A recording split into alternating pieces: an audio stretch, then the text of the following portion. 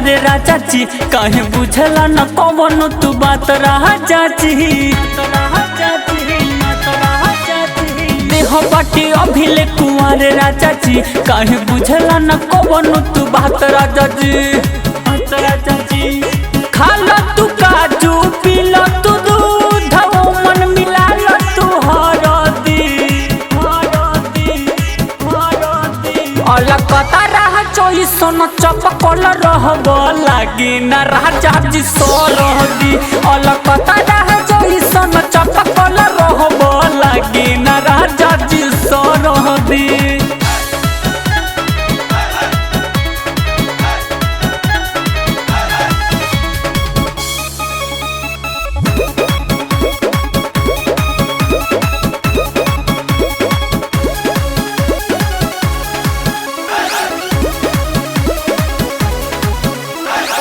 ले लसैया टाइट बाकी टाइट रह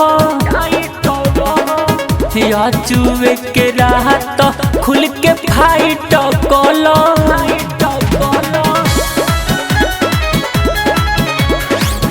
ले लसैया टाइट बाकी टाइट रह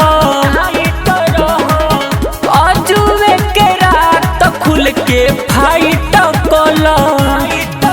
खाली अपन चलाव जनी महरजी अलकता रह चोई सोना चपकल रहब लागी न राजा जी सोरहदी अलकता रह चोई सोना चपकल रहब लागी न राजा जी सोरहदी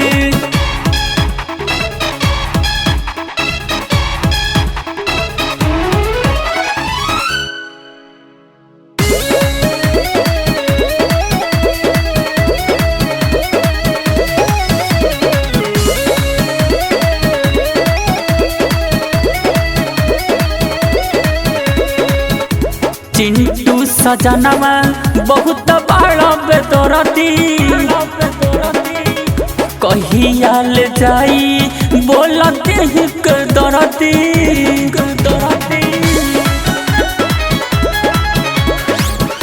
चिंटू सजनवा बहुत बड़ा बेदरदी कहिया ले जाई बोलते ही दरदी तोहरा से परी के तनयरजी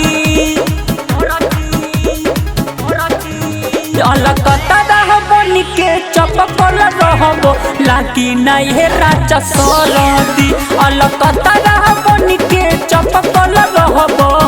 लागी नहीं सोरहदी देह बाटे अभिले कुंवारे राजा जी काहे बुझला न कौन तू बात राजा जी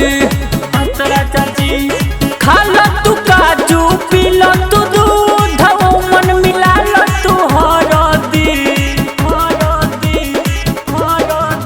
अलकता रह चोई सोना चपकल रहब लागी न राजा जी सोरहदी अलकता रह चोई सोना चपकल रहब लागी न राजा जी सोरहदी।